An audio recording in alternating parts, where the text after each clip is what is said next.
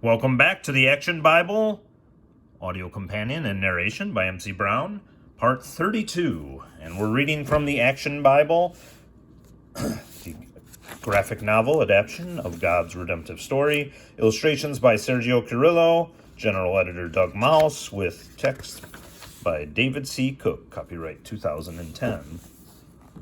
And as always, God has put this on my heart to keep reading. Past the point where I originally had started, hundreds of pages in, so I'm excited to keep reading a lot of this stuff for the first time for me here, and I'm glad you guys are here to join me with this. If the Lord puts it on your heart to get your own Action Bible or buy one for somebody or sharing this video, then I thank you for that, and that's the whole goal of this. We're not trying to step on any toes of the creators of this beautiful graphic novel, but hopefully inspire you to get it, and that link is in the description, just like the timestamp is, so if you ever are reading it and you want to skip these intros and go right to the part, then by all means, the timestamp's in the description too. It's not the deluxe version, it's the regular Action Bible. That's the link we're reading from, so that's the link you'll find in the description. There will be some mispronunciations. I apologize, as I try to do in almost every video, and if there is a correction that I'm pronouncing wrong, then feel free to add it in the comments, and I will hopefully try to make that correction if I'm not too far ahead. I do try to read ahead on a lot of these. We started on Christmas Day 2021, and it's week after New Year's, and we're just racing ahead right now, over 400 pages in, and yeah, just appreciate all of you, love you guys, and without further ado, let's jump right in. We are on page 403, A Rash of Miracles, continuing the story left off with Elisha now as God's prophet. A rash of miracles based on 2 Kings 2:19 through 24, 4, 6, 1 through 7. News that Elijah is gone spreads quickly in the palace of Samaria. Queen Jezebel gladly passes the news on to her son. Without Elijah out of the way, we can rule Israel as we please. Under the queen's evil influence, men feel free to take advantage of those who have opposed the queen. Your husband owed me money when he was alive. Pay me what he owed, or I'll take your sons as slaves. Slaves? No, oh God, what can I do? Sadly, there's only one thing you can do. Luckily, your boys will make wonderful slaves. Remember, the law is on my side. In desperation, the woman runs to Elisha. My sons, the moneylender will take them as slaves tomorrow unless I give him the money my husband owed him. And I have no money. I'm down to my last jar of oil. Don't worry. I promise you we'll have a surprise for the moneylender when he comes. Borrow all the empty jars you can from the neighbors. Pour your oil into the jars and trust God to help you. This is every jar in the village, Mother. And they're all full of oil that we can sell. I'll pay off that wicked man and still have money to take care of you boys. It's a miracle. With a grateful heart, the woman thanks God for saving her sons. Then she sells the oil and waits for the moneylender. Early the next morning. Where are my slaves? I told you to be ready for me. I am ready for you. Come out, boys. Here's the money we owe you. Take it and never come back. Elisha performs many miracles to protect God's people and God's name. To save a village, he purifies a polluted well. Just like Elijah before him, he raises a young boy from the dead. And when a gang of young men threaten him, we'll send you up to heaven like your master, Baldy. Elisha calls down the curse of God, and 2 bears come to his defense, mauling 42 of them. When the company of prophets is building a settlement for Elisha to live in, an accident happens. Oh no, it was borrowed. I'd have to be a slave for a lifetime to pay it back. Elisha miraculously makes the heavy iron axe head float.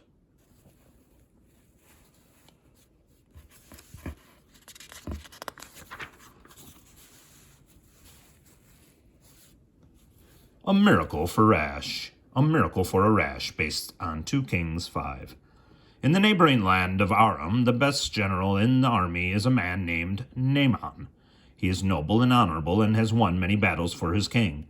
But one day he comes down with a disease that will change his life forever. "What is that on your arm, Naaman? Did you hurt yourself?" "I don't think so. It's a rash." Oh no, it's leprosy." "What will I do? This disease will slowly kill me. My family, my career, all gone."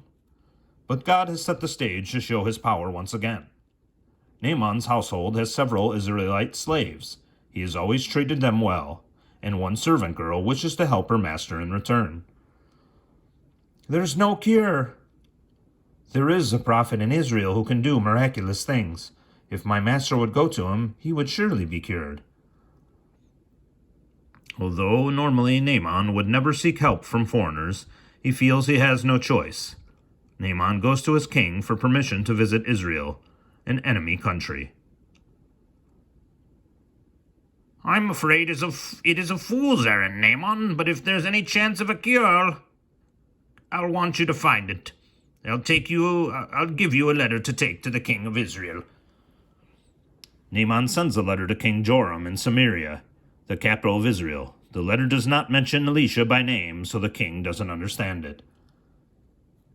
"What's this? The king of Aram is asking me to cure his general of leprosy?" Aram has been fighting with Israel on and off for several years, including the battle that killed Joram's father, King Ahab.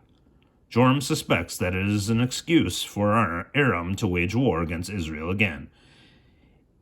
"Am I a god that can cure an incurable disease? Is the king of Aram trying to pick a fight with me if I don't do this impossible request?" When Elisha hears of King Joram's distress, he sends his servant to the king. "Don't panic. Elisha says that if you send Naaman to him, the general will learn the power of God in Israel."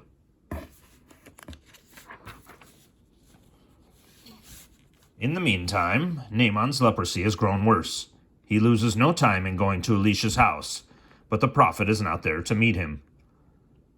"Greetings, General Naaman. Elisha says that if you will wash 7 times in the Jordan River, you will be cured." "What? Elisha won't even meet me? I've already humbled myself to come to this backwater town, and now he instructs me to wash in a backwater river? We have better rivers in Damascus. I could have washed in any of those. I've had enough humiliation. If you're going to make a fool of me, then I'm leaving." "My lord, think about it. If Elisha asked you to do something hard, you would have done it eagerly. Why not do this easy thing? Don't let your pride stand in the way of a possible cure." The general takes his servant's advice and goes to the Jordan River, but he's still grumpy about it. "I don't see how this muddy water will cure leprosy." In grudging obedience, Naaman dips himself 7 times in the Jordan River. "Naaman, look, your skin is as clear as mine. I'm cured. I don't have leprosy anymore." Overcome with gratitude, Naaman returns at once to Elisha's house. "I apologize for my pride. Now I know there is no God except Israel's God. Please accept these gifts in payment for what you have done for me." "Thank you, Naaman, but I can't accept anything. I didn't heal you. God did." Then Naaman returns to his home in Aram, to the family he thought he was about to lose. "I thank God every day for healing me. He gave me my life back."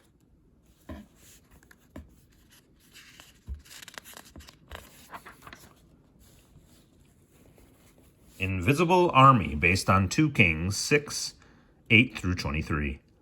But the healing of Naaman does not keep the king of Aram from plotting against Israel. He has his soldiers set up an ambush to capture the king of Israel.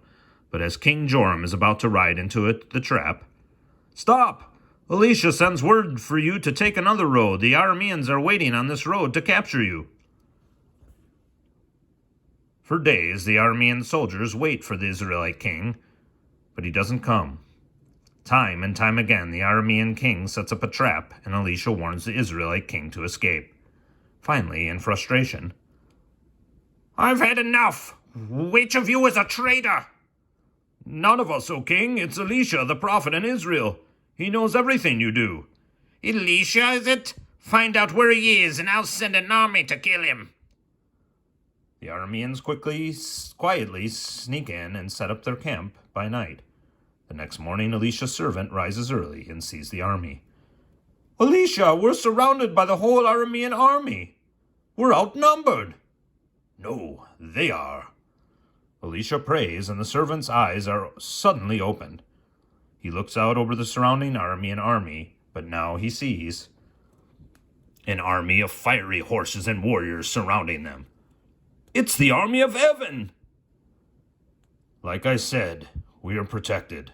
O Lord, strike the Arameans blind so that they may see your power. I can't see what happened. I'm blind. I'll help you. You're looking for Elisha. I'll take you where you can see him.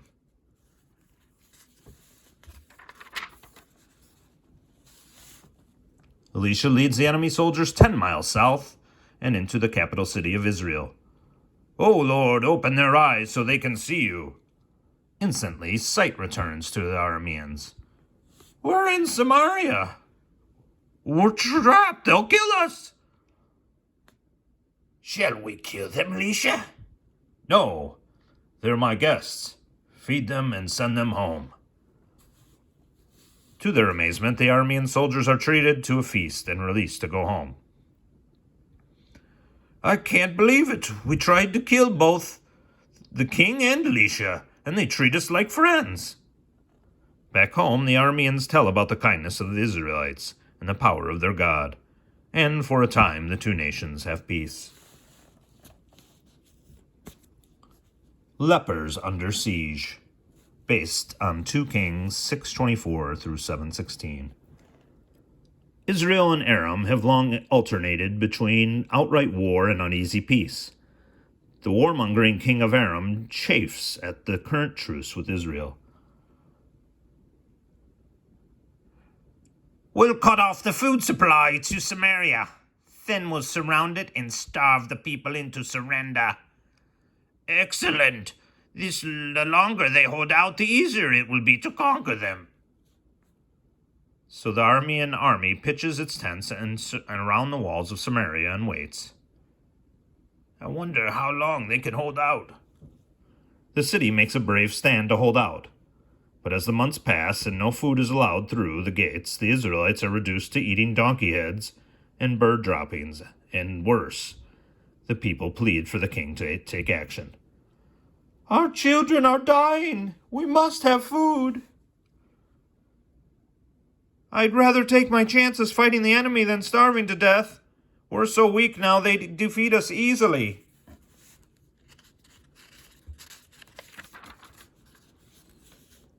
This is the moment the queen, mother, Jezebel, has been waiting for.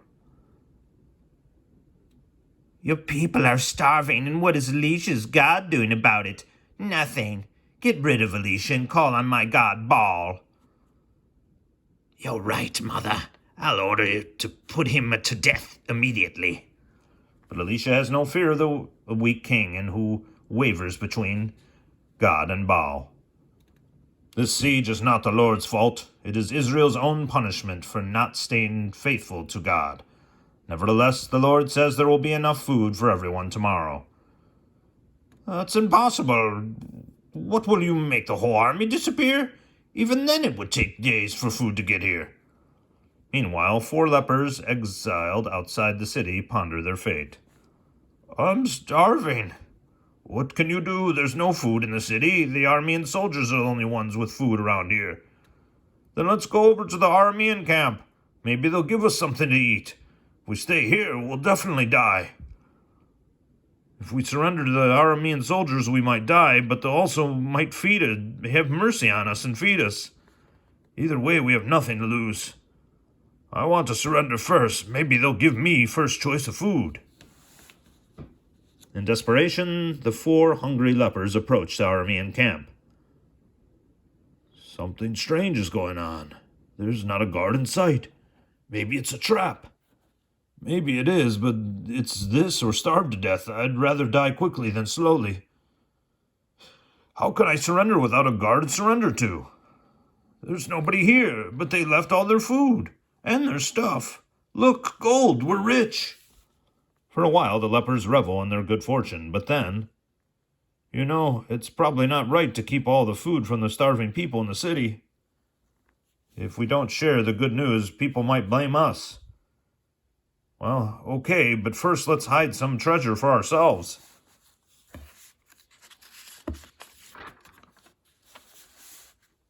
The lepers go back to the city and pound on the gates until a guard answers. The Arameans are gone. Gone? Where? We don't know. We just ate their food. Roused from his bed, King Joram receives the news and calls for his advisors. It must be a trap. The Arameans are waiting to ambush us, to capture us if we leave the city. Maybe, but let's find out a few men. Let's send out a few men to see what's going on. The king's men confirm that the enemy camp is empty, and quickly pick up the Aramean trail by following the clothing, weapons, and vessels dropped along the way. What could have happened to make trained soldiers throw away their weapons and run for their lives? Look, more shields. The Arameans were running away so fast they didn't want anything to slow them down. The Israelite scouts follow the fleeing Aramean army to the Jordan River. Along the way, they overtake one of the enemy soldiers. Pull up. Here's one who dropped behind. Maybe you can tell us what happened. Why did you Arameans desert camp in the middle of the night? We were going to be attacked. We thought the Hittites were coming from the north and the Egyptians from the south to trap us. There were no signs of any other armies. You saw them? We heard them, and that was enough. Back in Samaria, the starving Israelites rush out to the Aramean camp, eat their fill, and haul the rest of the food back to the city. You said there would be food, Elisha, but I didn't believe you. It was the Lord who promised the food, and you can always count on the promises of God.